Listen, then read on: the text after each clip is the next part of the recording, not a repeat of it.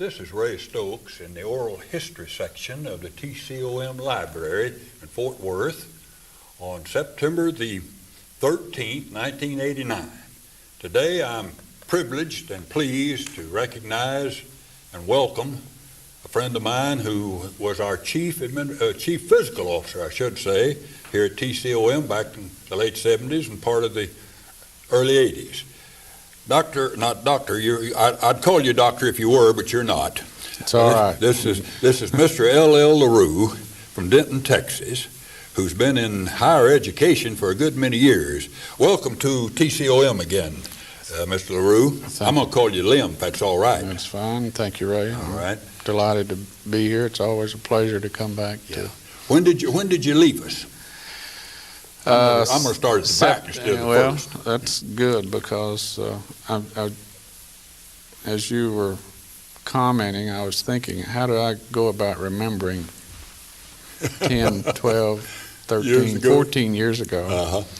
But I retired August 31, 1983. Mm-hmm. And you could say that was about my third time to retire. I left Texas Woman's University in 1975.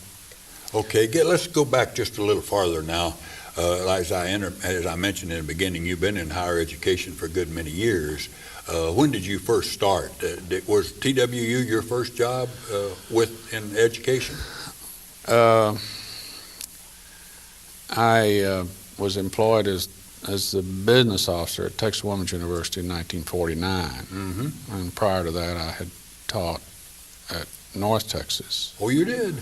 Well, that's part of your life I didn't know about. Accounting school, and then I finished my academic work at the University of Texas, where I did graduate work in accounting. At UT Austin? At UT Austin. Mm-hmm. I didn't get the master's degree, but I completed the coursework. And then spent 26 years at TWU. You say you started in 46? 49. 49? And to 1975. Then you worked 1 year then for a very dear friend of ours then, who used to be the president up there, Dr. Hubbard. Dr. I believe he retired in 50, didn't he? He retired August 31st, 1950. Yeah. That's right. Right. And like others, his retirement was not total. He taught I think at Texas Wesleyan here in Fort Worth. Yeah, he did. Mm-hmm. Taught English there, I believe. He did lectures. I mean, he had a very active life after he left TWU. Right. He surely did.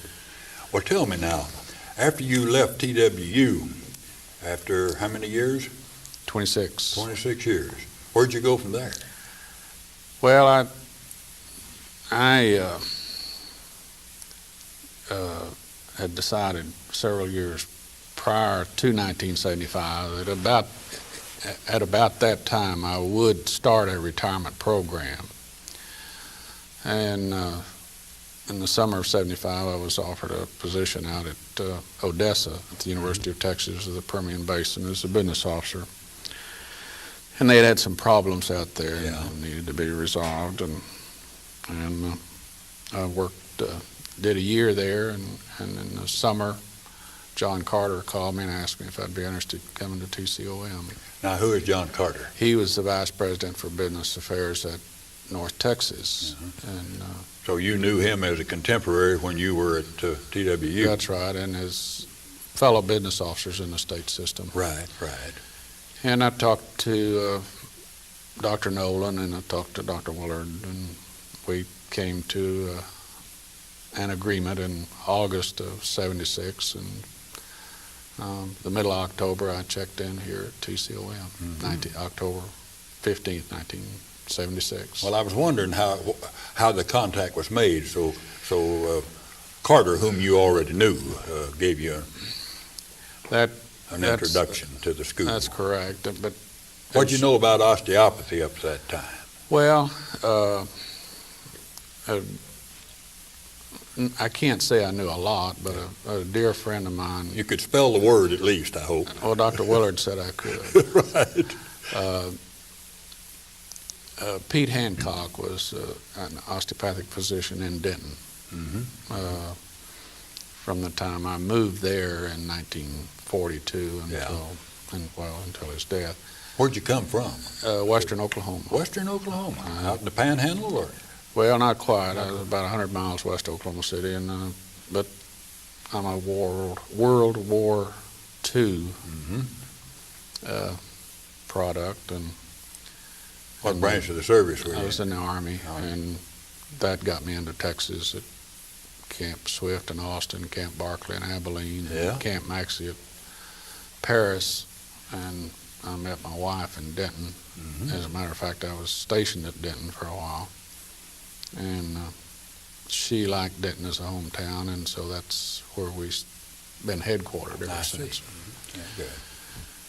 Um, Well, now, when you got to TCOM back in 1976 as a chief fiscal officer, you also had, at one time, you had a title of associate dean, but I don't know just how that. Well, titles are kind of like a stream coming off the mountain. They change directions, and Right. normally the water keeps flowing in the same direction. Pretty however. good definition. But as you recall, in 1975, fiscal year 75-76, starting September 1, 1975, I believe was about the first full year. That's when we became a state. Of operation as a state institution with state appropriated money. Right.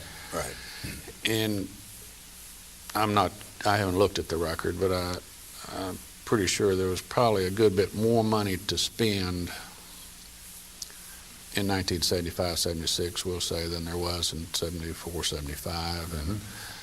And so the college had an opportunity to staff up, not only with additional faculty and faculty and instructional resources, but also with administration.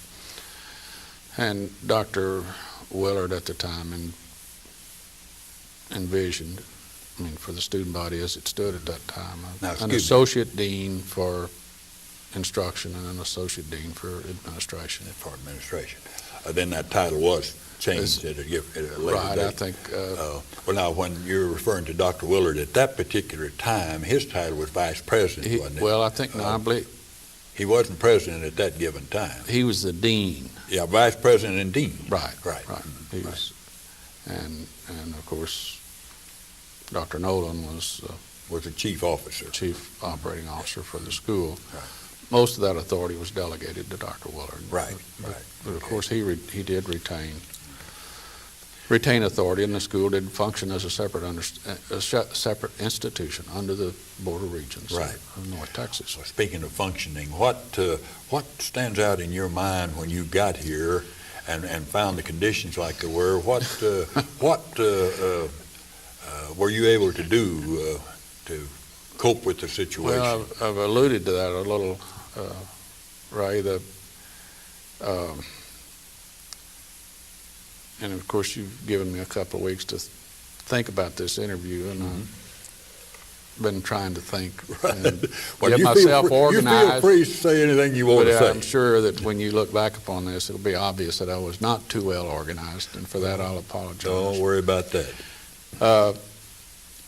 I said a minute ago that the school was new, and it was trying to organize itself, and I refer to it to establish a character. Yeah. And so when I came here, they really had not had a person that was the business officer. That function was handled by two people in Denton.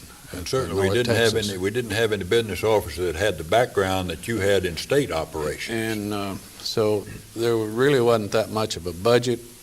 I think the previous year the people felt like that it was if they wanted to spend some money, they had to go get approval. They had to go petition someone, and they never were sure who that might be to make an expenditure. So the first my first task was to set up a budget and a budget procedure wherein we were able to delegate to the department chairman some authority for executing purchase orders and having things happen. Now, they had to work within a budget. Right.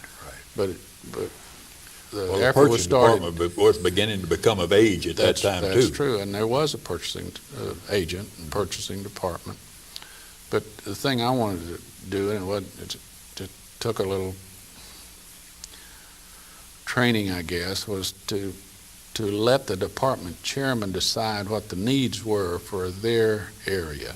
I mean, they're the only ones qualified to make that decision, and then try to get the rest of the staff to deliver on that requirement.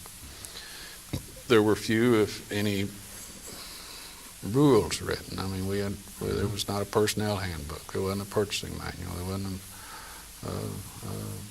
accounting procedures. I mean, all those things needed to be done, and Right. we had to. I think one of my problems that I had, or the problems that developed with me at TCOM maybe, was I feel like a recognition on my part that there were a lot of things that needed to be done, and I rushed right into those things, and without spending a lot of time negotiating with those around me about, how we should do and what we should do. As a matter of fact, this was the first year of the operation of the MSRDP. That had to be done, and so you start Now, spreading. MSRDP, what does that mean? You recall what those initials stand for? Medical Service, MSRDP, Medical Service Research, Development, and Practice. And practice. That's right. So we say those initials so many times, I forget what they mean. But you got to give me credit now. See, I'll I remember that after 6 years now. I'm not only going to give you credit, I was going to interject this thought because you were talking about building the foundation, and you certainly did build a foundation because it hasn't crumbled. Well, We've been building on it now for the last few years. Well, You had, let me. I tried to implement these things, but I didn't say that I must take all the credit for these things. I wasn't implying that, there were but many good people. You led it. Yeah. You led it into what it now has become. But with my background, I knew the things that needed to be done, Right. and I think it would have been. I don't think that we could have. To have taken more time to do these things would have caused the school to suffer. I mean, I'm just saying it was tough on some people, like maybe myself, even you, Dr. Willard, Dr. Klein, all those people that were here, because we were pressing hard to deliver. You mentioned Dr. Klein. That's Charles Klein, wasn't it? He was the associate dean for academics. Right.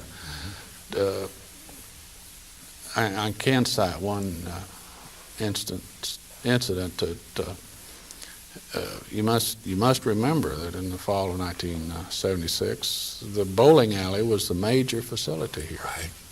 That's right. And we're talking about a medical school offering all of its programs in the basic sciences as well as in the clinical sciences. And of course, there was an old motel. Right. I mean, the college had to make excellent use of that. It had quite a name itself. And then the old bank building where Dr. Harrell carried on his program. That was the old West Side State Bank. Right. So where we were teaching the basic sciences was not too obvious. However, the labs were in Denton, so the students were having to be moved back and forth, and it was not. So in the fall, my first board meeting, I carried to the Board of Regents with Dr. Willard's approval a petition to at least 20,000 square feet someplace just to make classroom facilities. Right. I don't know why, but the Board of Regents turned that down. So at the next board meeting. What year was that? This was in the fall of 76. 76. A short time after you came. Yes. Yeah. at my first board meeting. Well, then at the next board meeting, I went back with a petition to lease 60,000 square feet. I mean, it was obvious that the request for 20,000 was wholly inadequate. Mm-hmm. And Dr. Nolan went before the board, and one of the board members says, "What shall we do?" And he said, "Well, we better approve it, or LaRue will come back and ask for 100,000 square feet at the next board meeting." So, I mean, this was the kind of push that we had going. Right. And as a result of that action, the building over on the university was leased, and That's what and we the call labs, River Plaza. River Plaza, and the labs for the basic sciences were set up over there Right. before September of 1977. In other words, we got the approval, got the building completed, and equipped the labs by soon after September of 77. Now, we're a 15-acre campus now here at TCOM, and you're responsible for a great deal of that expansion. Can you recall some of your early experiences you had of buying up property and friends that you made enemies out of, and vice versa? Well, it was really worked the other way. There were enemies that I made friends. Well, that's good. I'm glad to hear that. Now, this took place in '79. I left the campus for a while. You, let me interrupt to say you actually had two tenures here. Right. And the first was from '76 to what time? Till September or August 31, '78. Well, And then can you give me a little information as to why you left and under what circumstances? Well, I think I've already told you. I think I was just moving a little bit fast, and I failed to carry everyone along with me. I see. And that's true. So I can take credit for that. But again, I mean, I was in 1977. I was 54 years old. I had already retired from a good job, and from my point of view, if you want it, I mean, I'm here. I can do this. If you want it done, that's fine. And if you don't, if you want to drag your heels, I don't need to fool with it. Yeah, I see. And so So somebody wanted to left. drag the heels, I presume. Well, apparently they did. Right. But it wasn't Dr. Willard. No, it wasn't Dr. Willard, no, I understand. It certainly wasn't you. So I departed, and then as you and I were visiting earlier, I did a little work for Texas Osteopathic Medical Association during the legislative session in '79. And was there anything of a significance as far as the school was concerned that occurred during that time? What we were trying to do, there was, I don't want to call them conflicts, because we don't want to get into a big debate. I mean, not only, and I'm not talking about in this interview, but I mean, I don't think that we need to try to dig up a debate about this. But the osteopathic profession and I think the faculty at TCOM wanted this institution to be recognized as a full-scale, full-grown entity offering medical education. And one manifestation of that kind of stature is having a person headed up who is the president. Right. And the president needed to be an osteopathic physician. So the best we could do here was to have a vice president and dean, and a president in absentia. Right. So, and there were other little things, happen from time to time, and maybe there were not so little. But in the legislative session 1979, Toma decided that, hey, let's make a push. And they asked me to help, and I was glad to do it. I mean, I had left the school, but that didn't mean I was. Right. My loyalties remained the same. So we worked during the legislative session, and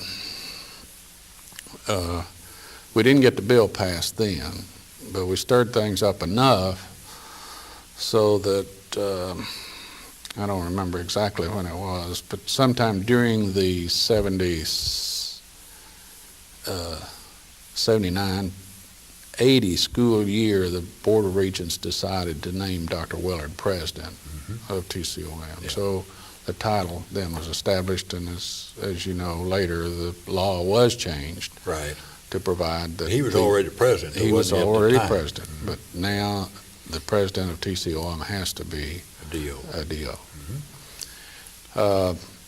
But during that session also, we managed to get $3.5 million of unexpended appropriations from previous years, appropriated into a special fund to buy land. Now, another one of the things that we did in the legislative session in 1977 was to change the law so that the state could buy land. As you know, when the original statute was passed, it said that a site would be provided in Tarrant County at no cost to the state. Right, right. And I mean, it was a little bit arbitrary, and no other state institution is strapped, or state agency is strapped with that kind of a restriction. So it wasn't any trouble to get that changed in 1977. Well, then in 1979, we'd accumulated money that had not been spent. It was reappropriated to buy land. So in the summer of 1979, Dr. Willard asked me if I'd come back and help secure the land. I said, yeah, if you want me. And Well, that was the beginning of your second. this is the second Second tour, time started August 1st, 1979. Well, now that's brings to mind, I know some experiences that you must have had in this land acquisition. Well, it was there's a lot of interesting things, but again, I won't try to suggest the motivation for the decision, Right. but the Board of Regents decreed that the college could not pay above appraised value for any of the land. Now that's not, that rule didn't apply to North Texas and Denton, But it applied here. and it didn't apply to TCOM when they bought the old tourist court, Right. motel, and some other property. Right, But right. now we're operating under this restriction. And with all of our neighbors, and some of them, most of them, intelligent people, I mean, they knew how to build a backfire, so they went to the local radio station, local TV stations, local newspapers, Right. and told them that LaRue was trying to steal from them, And so with the restriction that we couldn't pay above appraised value, Right. and we had local designated appraisers here in Fort Worth do Right. that work, and the backfire built by some very lovely people, I was kind of on a hot seat. Yeah, I'm sure you were. And two or three times the local TV stations came out and set up their cameras and interviewed, but we kept the message going that what our restrictions were, that we wanted to be fair, and that the appraisals, I mean, you can go get another appraisal, but here I've paid for 2 appraisals by designated appraisers, and we'll pay you the highest one. I mean, this was the line. And I maintained that. I mean, we didn't vary from it. And the Wynn Brown from Midland, Texas, was Right. elected chairman of the board. And some of the board members were not happy with the land acquisition idea, period, and they kind of just for a little while sort of divorced themselves from that. And Wynn Brown was named chairman of the board, and he gave me, I started to say he gave me a lot of support. He didn't give me a whole lot of support, but he didn't bother. And whatever I asked him to do, he did it. I see. So that didn't take time. I mean, didn't waste a lot of time. Well, you had some cooperation. That's there. exactly right. And Yeah. and the president's office as such, or chancellor in Denton, was ostensibly vacated because Dr. Vandiver was, I'm not even sure he had been appointed, but if he wasn't appointed, John Carter was acting president at the time, the business officer at North Texas. So we didn't have any kind of problem with that office. But one incident, a man and his son came to me, and their mission at the time was to beat up on me. I mean, they just wanted to let me have it. Mm-hmm. Well, I demonstrated my skill then at talking, and I talked them out of doing that. Yeah. It was about a year later,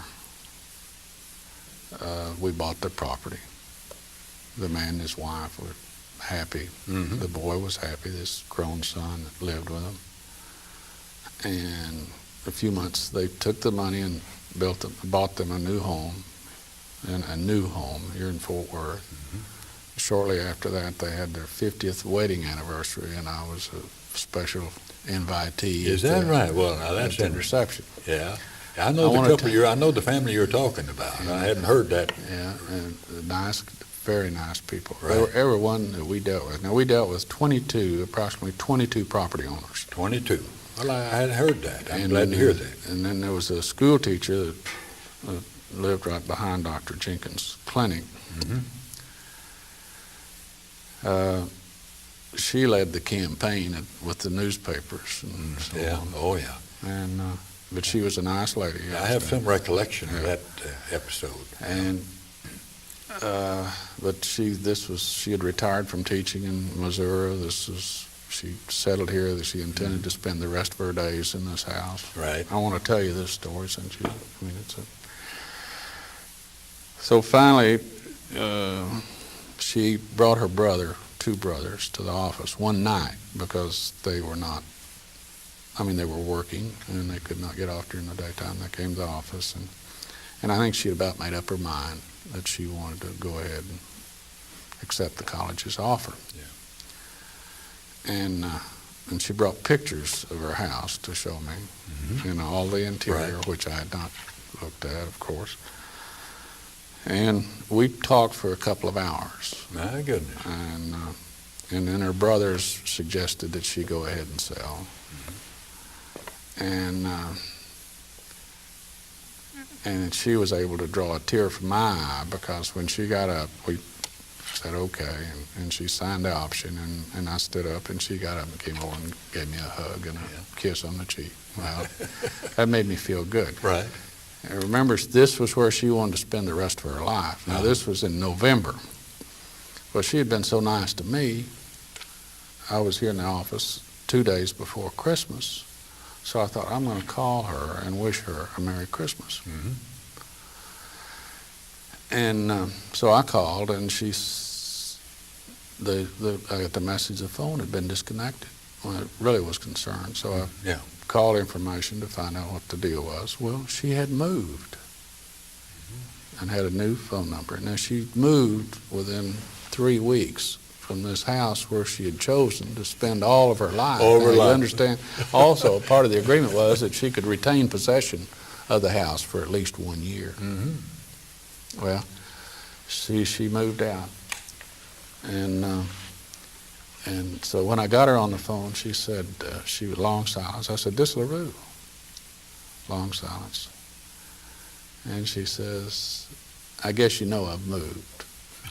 I said, "Yes." And I think that's great. And I said, "I hope you rented your house because you still have possession for a year." So there were many instances just Well, like that. I appreciate getting that information, because that's some of the aspects I hadn't heard. And the 22 pieces of property, they were all purchased at or below, I should just say at the appraised value, without a single condemnation.